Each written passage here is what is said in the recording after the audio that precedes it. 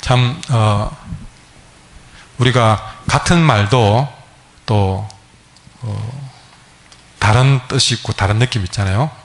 뭐, 제가 어휘력이 부족해가지고 생각나는 거는 배밖에 없는데, 배, 예. 또, 저 바닷가에 있는 떠다니는 배, 또 여러분이 늘 갖고 다니는 배, 맛있는 서생, 배, 뭐, 많잖아요. 같은 단어인데 뜻이 달라요. 그리고 같은 곡도 또 느낌이 다른 것 같아요. 제가 어제 대단한 발견을 했는데, 오늘 차인대 한 곡이 뭐죠? 제목이? 또 까먹고, 예? 여호와의 율법은 완전하여. 시편 19편 말씀. 좀 기억나십니까? 반좀 기억나십니까? 반주가. 악보 있어야 돼요. 예. 오늘 곡이 참 잔잔하게 얼마나 은혜였던가요? 예. 있습니까? 한번 들려보세요.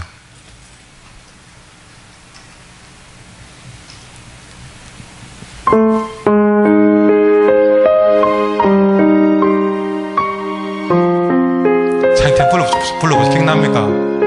나는 몰라요.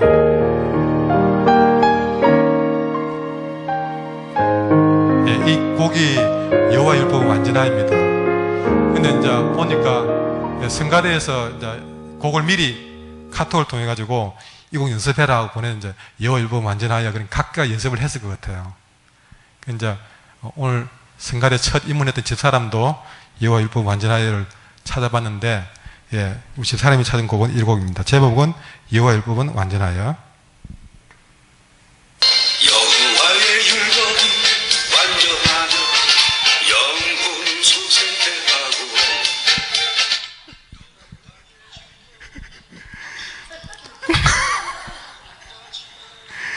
가사는 똑같은데, 예, 자문하면 집사람이 그 연습해 갈 뻔했습니다. 혼자서 여호와의 율법은 완전하여. 예, 혹시나 또 그게 아닌가 생각했는데 아니, 딴판에 그걸 하더라고요. 예, 같은 곡 다른 느낌. 왜 얘기를 하냐면요, 2014년과 2015년이 뭐 다를 게 뭐 있습니까? 그런데 달력만 바꿨을 뿐인데 또 마음이 또 새로워요. 또 이분들을 새로 뽑고 또 그렇게 했을 때에 아무것도 달라진 게 없잖아. 뭐 해 바뀐다고 그래서 공기가 달라졌습니까? 뭐가 달라졌습니까? 다른데 또 2015년의 의미를 부여하면서 새로 시작하니까 한 해를 맞는 마음이 새롭더라는 것이죠. 여러분 2015년도 여러분 좀 새로운 마음으로 새롭게 여러분의 삶, 어떤 가정의 어떤 그 가구도 위치도 한번 바꿔보고 좀 여러분의 어떤 취미도 한번 바꿔보고 좀 우리가 또 그런 걸 계기로 해서 조금 내 자신을 새롭게 좀 디자인할 필요가 있을 것 같아요. 늘 같은 타입으로 산다는 거는 뭐 인생이 짧지만 또 너무 지루할 것 같아요. 이건 개인적인 이야기지만 뭐 어쨌든 갑자기 막 살이 쭉 한번 빠지고 나니까요, 저는 뭐 이상하거나 슬프지 않습니다. 뭔가 좀 총각이 된 듯한 느낌 있잖아요. 예, 좀 그냥 예, 이 상황을 그냥 이래 된 거 좀 적였으면 좋겠다, 그런 생각을 해봅니다. 그래서 전에는 옷을 입어도 어쨌든 편하게 입어야 돼. 조금이라도 그냥 이렇게 불편하니까 덩치가 컸음에도 불구하고 그보다 더 큰 옷을 찾았거든요. 근데 반대로 살이 좀 쭉 빠지고 나니까 조금 풍부심하게 있는 옷 입는 것이 짜증이 나요. 그것이 조금만 풍부심해도 커져 버리는 거예요, 내 느낌에. 예. 그렇게 하면서 내가 이놈의 살 절대 더 이상 안 찐다 생각하고 때로 몸무게도 재고 옷도 좀 타이트하게 입으니까요, 스스로 좀 컨트롤이 되는 것 같아요. 그런 부분들이 그게 중요한 게 아니고 조금 생각이나 이런 것들이 좀 많이 달라져 버렸어요. 이렇게 몸의 체질도 많이 달라져 버렸어요. 전에는요, 손이 엄청 뜨거웠거든요. 그래서 제가 물장 같은 거 씌고 있으면 금방 차가운 것도 이렇게 따뜻해집니다. 그런데 체질이 완전히 바뀌어 버렸어요. 손발이 많이 좀 이렇게 그렇거든요. 그런데 이제 좀 그런 것들이 많이 달라졌지만 그걸 가지고 왜 이렇지 그래 안 하고 저는 그 속에서 더 즐겨보려고 생각을 합니다. 뭔 얘기를 이렇게 하냐면요, 우리가 새해를 맞이하면서 좀 우리의 마음가짐을 새롭게 해보자. 그래서 제가 오늘 오면서 시를 하나 봤는데 이런 시가 눈에 띕니다. 반칠한 시의 시인데요, 새해 첫 기적이라는 시입니다. 황새는 날아서, 말은 뛰어서, 거북이는 걸어서, 달팽이는 기어서, 군뱅이는 굴렀는데 한날 한시 새해 첫날에 도착했다. 이런 식으로 했더라고요.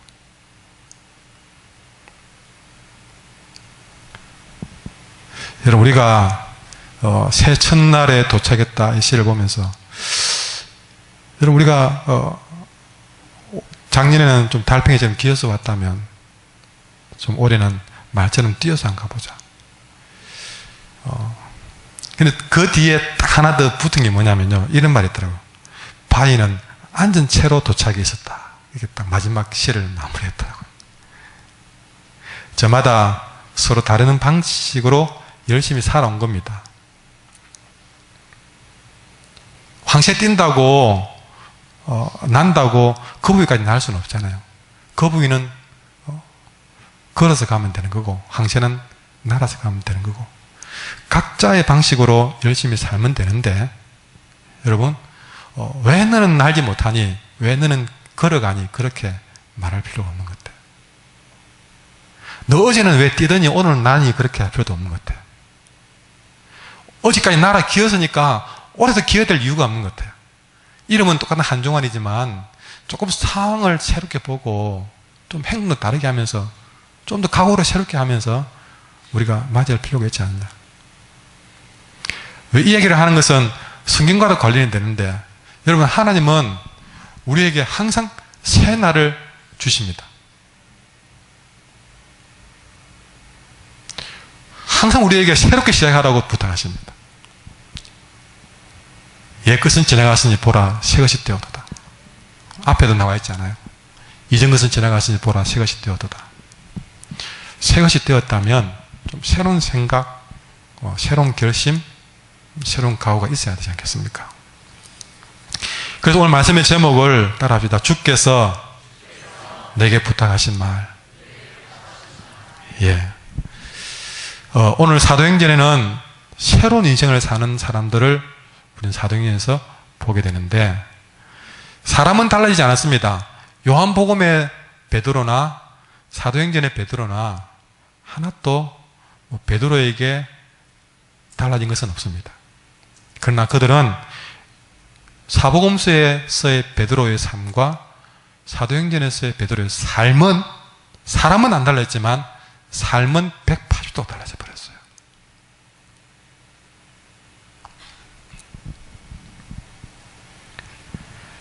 자, 우리가 오늘 그 얘기를 하려고 저는 이 시간에 썼습니다. 여러분, 오늘 이 사도행전에 보시면 예수님께서 3절에서 하신 말씀이, 그가 고난받으신 후에 또한 그들에게 확실한 많은 증거로 친히 살아계심을 나타내사 40일 동안 그들에게 보이시며 하나님 나라의 일들을 말씀하시느니라. 예수님께서 부활하신 다음에 40일을 계시는데, 여러분, 부활하신 다음에 이제 성천하기까지 40일 동안 얼마나 그 순간은 정해진 이 금쪽 같은 시간이지 않습니까? 그러니까 3년 동안 사회가 했지만 이 40일의 기간은 더더욱 예수님에게는 금쪽같이 귀중한 시간에 그분이 뭘 했는가를 우리 주목해 봐야 됩니다. 이유는, 여러분, 인생의 제일 마지막에 제일 중요한 일을 하지 않겠습니까? 그러니까 예수님이 부활하시고 성천하기 전까지 그 40일 동안 분명히 그분이 생각할 때는 제일 중요한 일을 했을 거란 것이죠. 그것을 사도행전에서 기록해놨는데 40일 동안 그가 뭐 했느냐? 40일 동안 예수님은 자기가 부활한 것을 보이면서 하나님 나라의 일을 말씀했다. 그러니까 우리 예수님이 40일 동안 제일 크게 관심을 가진 것은 하나님의 나라였던 것이죠.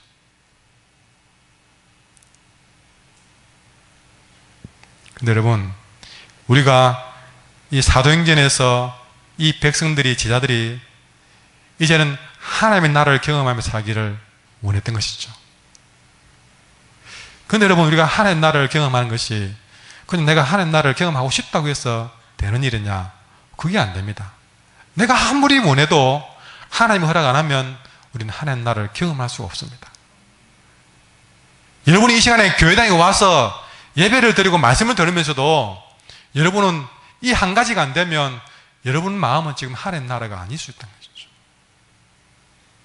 분명히 예배당에서 성경을 듣고 찬송을 했는데, 기도까지 했는데도 불구하고 여러분 마음 가운데 하나님 나라 한번 경험하지 못하고 집에 가는 분이 많다는 것이죠. 죄송하지만 단도직입적으로 말해서 우리가 신앙생활 하면서 내 마음에 하나님 나라가 없으면 여러분이 겉으로 아무리 기도 잘하고 전도 잘하고 봉사 잘해도 그거는 한 사람의 종교인으로서 삶을 사는 것이지 그 사람은 참된 신앙의 삶은 아닌 것입니다. 그래서 예수님은 어쩌면 요한복음까지의 제자들은 종교인의 삶을 살았다면 이제는 진짜 하나님의 백성으로서 성도로서 그 마음에 하나님 나라를 경험하며 살기를 원하면서 40일 동안 말씀을 전한 것이죠. 그래서 예수님은 이제 마지막 때가 되어서 그의 제자들을 불러놓고 분부함이 이르실 때, 4절에 보시면 사도와 함께 모이사 그들에게 분부하여 이르실 때, 이 분부하여 부탁한 일이 있던 것이죠.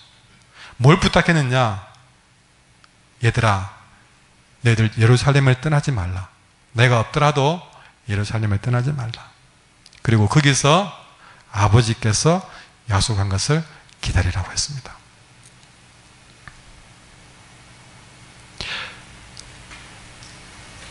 그러면서 예수님은 막연히 말씀하지 않고 아버지가 뭘 약속했는지를 말씀하고 있습니다. 5절 말씀 같이 읽을까요? 시작. 요한은 물로 세를 베풀었으나 너희는 몇 날이 못되어 성령으로 세를 받으리라 하시는. 예루살렘에 머물러야 될 이유는 성령을 받기 위한 것이고, 거기서 하나님이 약속한 것은 성령 받는 것이었습니다. 성령으로 세례 받는 일을 약속을 했으니까 예루살렘에 머물러라. 이유는 뭐죠? 그들이 하나님 나라를 경험하도록 하기 위해서.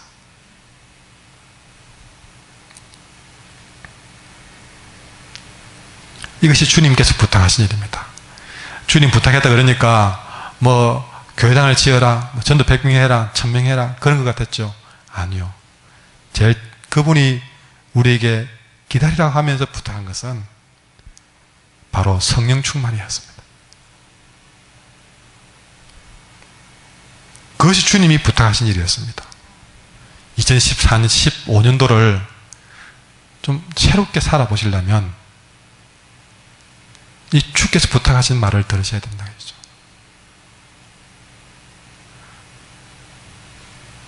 성령으로 충만한 삶이 우리의 삶을 바꾸어 놓을 것입니다. 이 말씀을 듣기 전에 여러분에게 질문해 봅니다. 여러분 스스로에게 질문해 보십시오. 나는 요즘 성령 충만한가? 아니면 고집 충만한가? 나는 요즘 성령 충만한가? 아니면 욕심으로 충만한가? 나는 성령 충만한가? 교만으로 충만한가?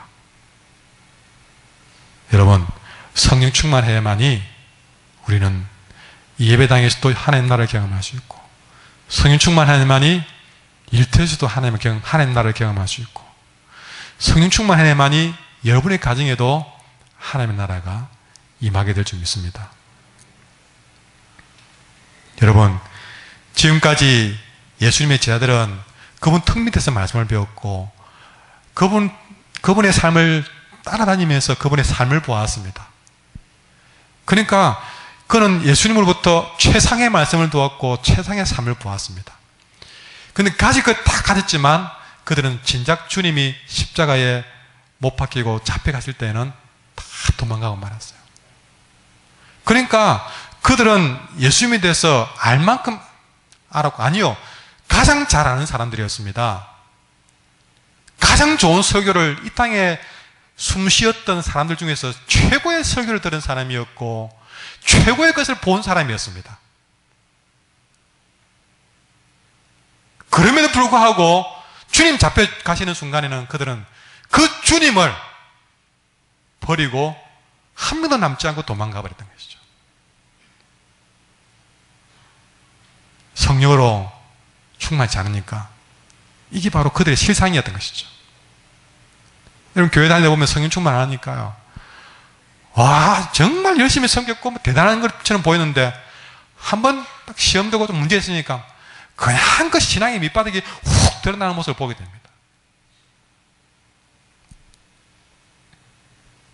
그만큼 성령 충만이 중요한 것이기 때문에 우리 주님은 마지막 부탁으로 이것을 우리에게 약속하신 것입니다. 자, 그러면 이렇게 성령이 우리에게 임하시면 우리가 어떤 일이 일어나기에 새롭게 우리가 변화된 삶을 살 수 있는 것인가? 여러분, 성령이 내게 임하시면 어떤 일이 일어나는지 사도행전은 보여주는데요. 첫 번째로 여러분, 성령이 임하시는 순간부터 희한합니다. 여러분, 우리가 저도 입맛이 확 바뀌어버렸거든요. 제가 전에 좋아하던 것들을 여러분, 저는 알잖아요. 오랫동안 봐서 알잖아요. 국수 한 그릇은요, 저한테는 젓가락 2개만 하면 됩니다.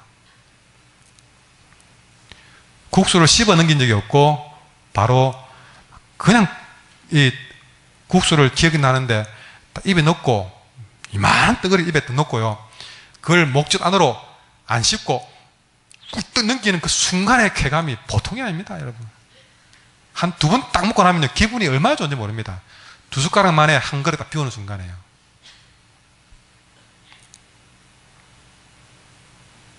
그걸 안 먹어서 모르죠. 이제는 국수 안 먹습니다. 집에서 밥 할 때 그 밥 향기가요, 너무 좋아. 집사람이 부탁은 밥을 제일 맛있게 하라 부탁하거든요. 그 밥 할 때 향기가 얼마나 좋은지 모릅니다. 언제는 뭐 그 향기 별로 안 좋아요. 입맛이 바뀌어버려서 그냥요. 근데 여러분, 입맛도 변하는데 여러분, 그거는 별 문제 아니잖아요. 인생이 큰 문제 아니거든요.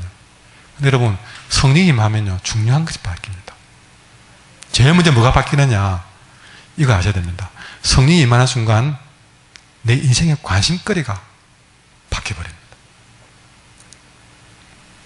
내가 전에 되게 좋아하던 그것을 싫어하게 되고, 내가 전에 굉장히 싫어했던 것을 좋아하는 이런 일이 생겨버립니다. 자, 6절에 보시면 그들이 모였을 때 예수께 여쭈어 이르되, 자, 예수님이 하나님 나라 얘기를 자꾸 하니까 제자들이 하는 말이, 자, 기다리라, 약속한 것을 주겠다. 그러니까 이들이 하는 말이, 예수님께 질문이 그렇습니다. 예수께 여쭈어 이르되 주께서 이스라엘 나라를 회복하심이 그때입니까? 그럽니다.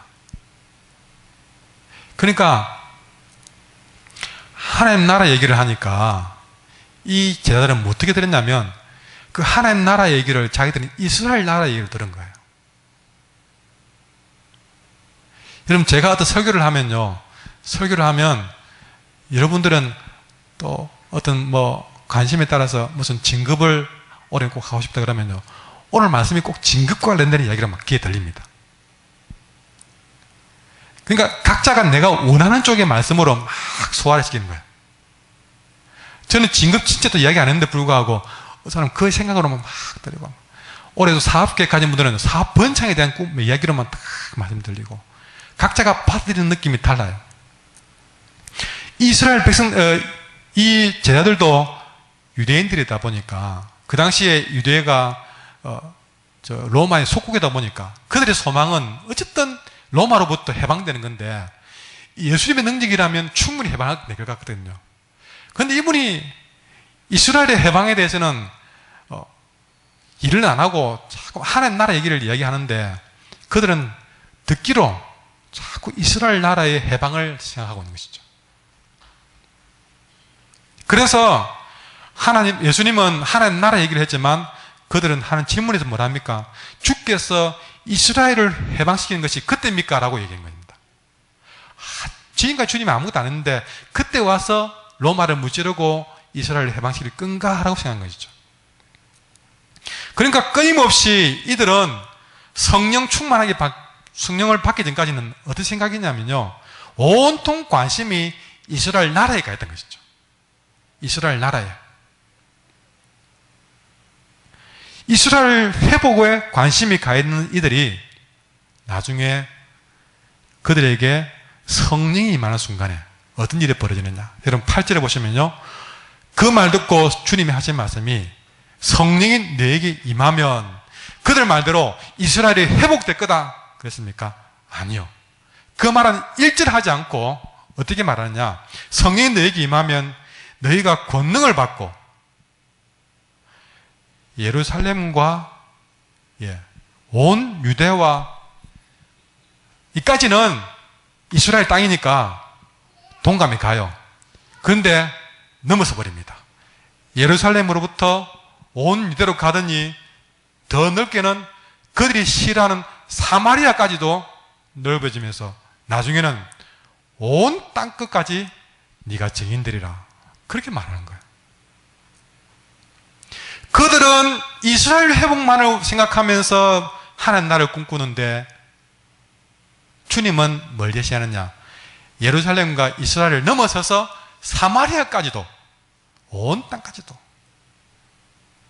다시 말해서 성령이 임하면 네 것만 생각하는 인생이 이제는 내가 한 번도 생각해보지 못한 세상으로 관심이 바뀌어져 간다는 것이죠. 여러분, 성령이 임하면 그때부터 이렇게 관심거리가 달라집니다. 근데 이 성령으로 충만치 않으면 우리는 올해도 결국 내 것만 생각하다가, 내 일만 생각하다가, 내 가정만 생각하다가, 내 인생만 생각하다가 또 한 해를 보낼 거예요. 우리가 한 해가 바뀌려면, 새해를 새롭게 사시려면, 여러분 성령 충만하지 않으면 똑같이 여러분은 내 것만 생각하는 한 해를 보낼 수밖에 없다는 것이죠. 여러분, 평생을 살다가 내 것 하나만 보고 살다는 것도 너무나 부끄럽지 않습니까? 어떤 누구는 나라도 구하는 일에 인생을 바치는데 내가 나라는 못 구해도, 여러분, 아니면 여러분 집안이라도 좀 살리고 가야 되겠습니까? 여러분, 내 인생이 내 잘되기 위해서 평생 살다가 적어도 내 하나 때문에 좀 인생 바뀐 사람이 한 명이라도 좀 생겨야 되겠습니까?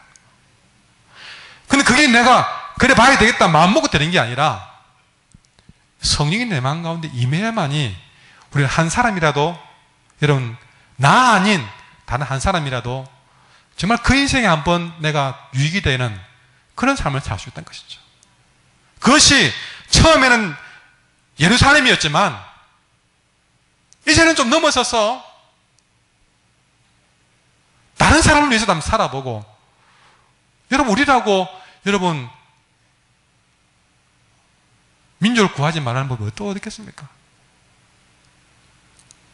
근데 그 변화는 내 노력과 결심을 되는 게 아니라 성령이 내 마음 가운데 임해야만 그런 일이 일어난다는 것이죠.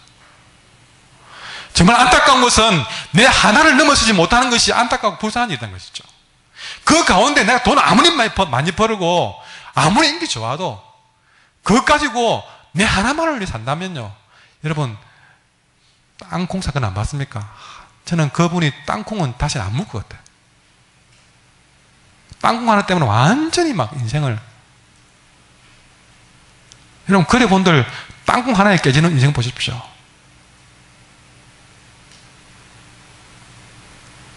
우리가 성령 충만하면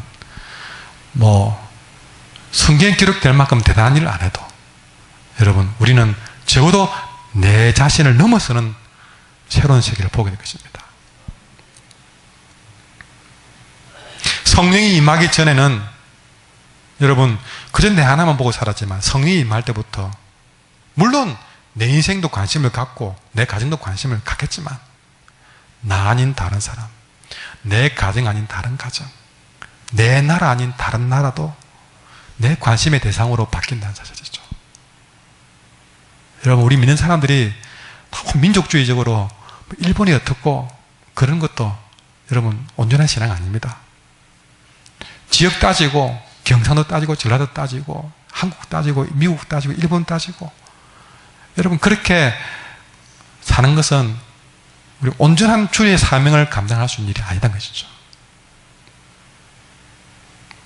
때로는 원수같이 얘기는 일본을 위해서 기도할 줄 알아야 된다는 것이죠. 한번 쓰나미로 한번 고통을 당하니까 잘 됐다 믿는 사람은 그러면 안 됩니다. 우상숭배들이 잘 됐다 그런 게 아니고 아파야 됩니다. 아파야 돼요.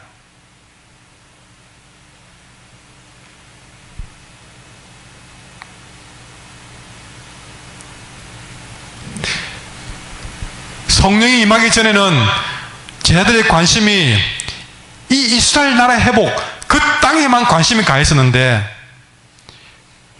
그 땅에만 관심이 있다 보니까 여러분 주님이 잡혀가니까 어떻게 했습니까? 지 살도리만 하잖아요. 결국 지 생각만 하니까 주님이 잡혀가도 지 살도리만 했잖아요. 그러나 성령이 임하는 순간부터요, 그때부터는 자기 살 생각 안 합니다. 여러분 성령이 임하는 순간부터 주님을 3번이나 부인했던 베드로가 뭘 합니까? 주님이 전하라고 한 말, 내가 목숨을 잃더라도 전하겠다고 얘기합니다. 바뀝니다. 자기 살 생각 안 하고 살게 되는 것이죠. 관심이 내 생명에서 넘어서게 된 것이죠. 그 정도가 되니까 사람이 안 바뀔 수가 없는 것입니다.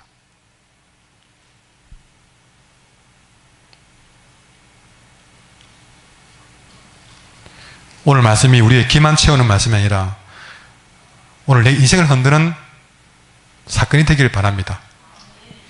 두 번째, 성령이 임하면 첫 번째 관심이 바뀌고 두 번째, 성령이 임하면 놀랍게도 하늘의 능력이 내게 임하게 됩니다.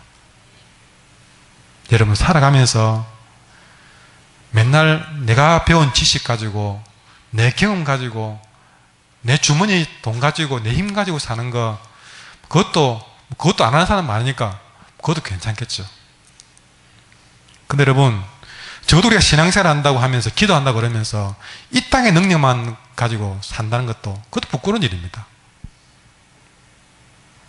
어느 누구는 하나님으로부터는 하나님의 능력을 받아 누리면서 정말 그 인간의 한계를 넘어서는 그런 권능을 행하고 살아가는데 네 가지 능력만 가지고 그렇게 여러분 돈 좀 버려놓은 거 그거 안 흘리려고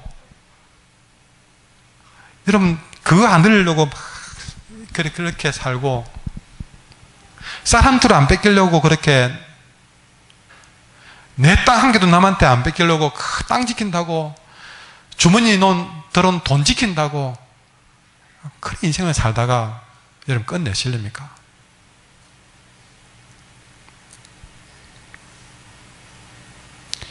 우리는 하나님부터 받을 게 많습니다.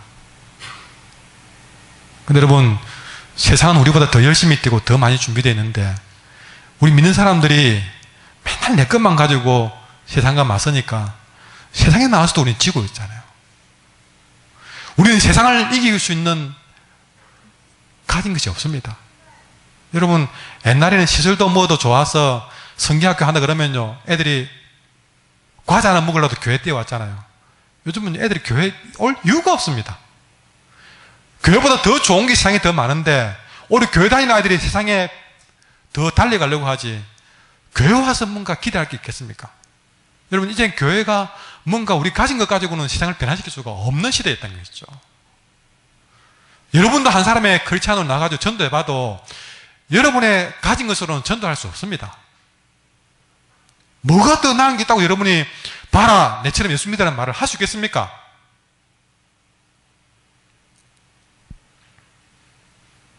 이 땅의 능력 가지고서는 아무것도 해낼 게 없습니다. 진짜 우리는 세상에 나가서 우리는 하늘의 권능, 주님의 권능, 성령의 권능, 말씀의 권능을 입지 않으면 우리는 그들보다 나을 수가 없습니다. 여러분, 똑같은 말을 해도 성령으로 사로잡힌 말과 인간적인 말은 차이가 있습니다.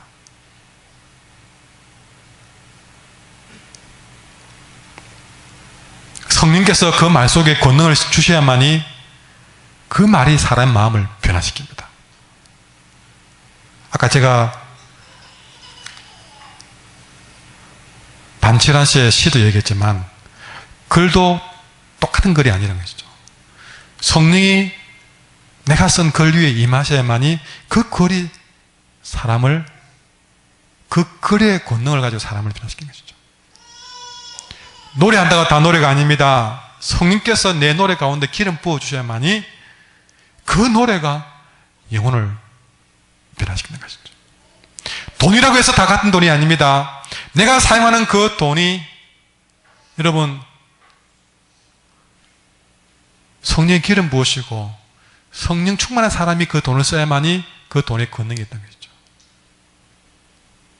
돈 많이 모았다 해서 그게 힘이 아닙니다. 10원을 써도 성령의 권능으로 돈을 쓸 줄 알아야 그 돈에 힘이 있는 것이죠. 여러분, 텍사스 주에 예이츠 폴이라는 유명한 유전이 있는데, 이 유전, 기름, 석유 알죠? 그 석유가 나는 곳인데, 거기에는 재미있는 일화가 있다고 합니다. 1930년도에 예이츠라는 사람이 목장을 운영했는데, 그 목장을 운영하면서 얼마나 빚을 많이 지었는지 빚 때문에 시달리게 되고, 결국에는 빚을 못 갚아서 목장을 잃게 되는 상황까지 왔습니다. 가족들의 생계도 어렵게 됐습니다. 근데 어느 날 석유회사에서 와가지고 여기에 석유가 있는 것 같아서 한번 조사를 해봐야 되겠다. 아니나 다를까 석유가, 엄청난 석유가 매장되어 있는 거예요. 그 목장 밑에. 캐니까 석유가 쏟아져 나오는데요, 하루에만 8만 배럴이 나왔다고 합니다. 거기서 그 당시에 금액으로 환산하면 하루에만 250만 달러, 하루에 나오는 석유만 30억이 나오더라고요. 근데 그 석유가 30년 이상 더 캘 만한 석유가 있다는 것이죠. 하루에 30억씩 30년 동안 빛의 목장을 팔게 될 정도까지 갔던 예이츠가 어마어마한 부자가 되었어요. 중요한 것은 뭐냐면 그 부자 된 게 우리하고 관계없습니다. 그는 지금까지 석유로 출렁대는 호수 위에, 석유 호수 위에 있으면서도 완전 빚지고 사는 것이죠. 그러나 그 밑에 어마어마한 석유가 있는 것을 발견하고 난 다음에 인생이 바뀌어버립니다. 근데 여러분, 우리 인생이 어떤가 하면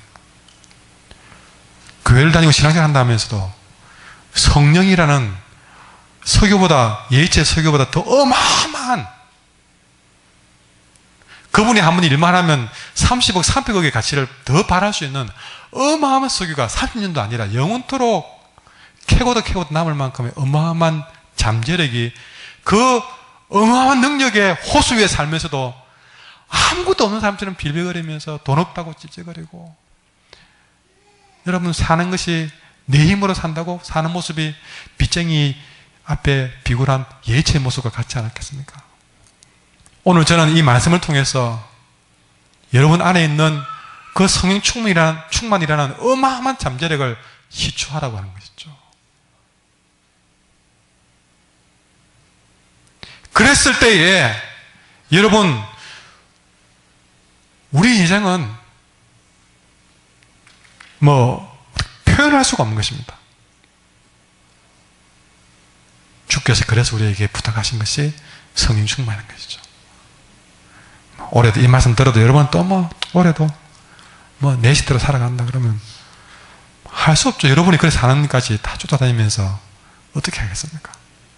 그러나 여러분, 오늘 이 말씀이 정말 내 인생에 하나님의 음성으로 생각하고 여기에 여러분이 주께서 부탁하신 이 성령 충만한 일의 인생을 다시 한번 걸어본다면 하나님께서는 우리 인생을 그냥 달력만 넘긴 새로운 인생이 아니라 완전히 정말 이전 것은 지나갔으니 보라 새 것이 되었다, 그렇게 말할 수 있는 삶으로 바꾸어 줄 줄 믿습니다.